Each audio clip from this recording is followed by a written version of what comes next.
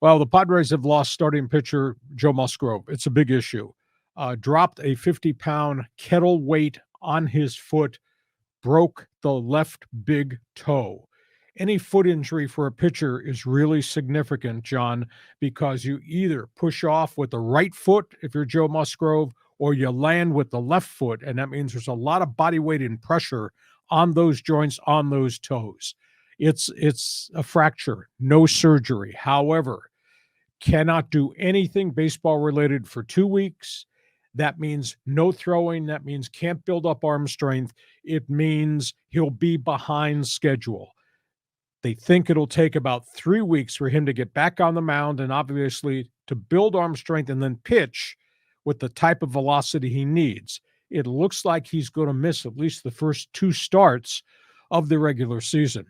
The scary part about what happened to Joe Musgrove, aside from the fracture of the big toe, is that anytime you have anything that relates to footwork on the mound, it changes mechanics.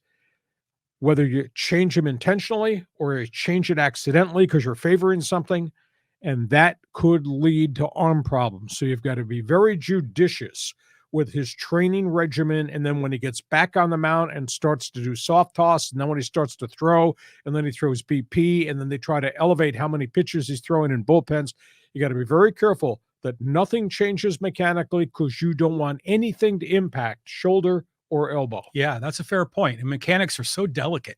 Just one little thing can throw it off. But, Musgrove works in the off season. It's not like he's showing up, taking 3 months off. I mean, he's prepared. He's going to be set back a little bit by this injury, but the Padres have a lot of depth that they can pull from, right? Well, we talked last week on our podcast when we opened the Cactus League. They got 9 potential starting pitchers with some form of major league experience. So everybody, John, bumps up in the rotation to start the season. Blake Snell now becomes your number 2 behind Yu Darvish. And then Michael Wacha probably bumps up to number 3. And then you got Nick Martinez, who looks like he's really ahead of schedule. He'll probably be number 4. Number 5, who knows? It might be Julio Teheran, the ex-Atlanta Brave, who had a good first outing, but he's got to build on that. They've got all these other pitchers there. They have the depth to withstand the loss of a guy for a start or 2. There is a wild card in all this conversation, though, John. They play 24 games in the first 25 days. Wow. That's very different because that'll put a lot of stress on your pitchers.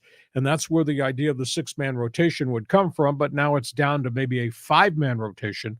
They're still deep in the bullpen. So this is a bit of a bump in the road. It's a bit of a setback for Joe Musgrove himself. On we go.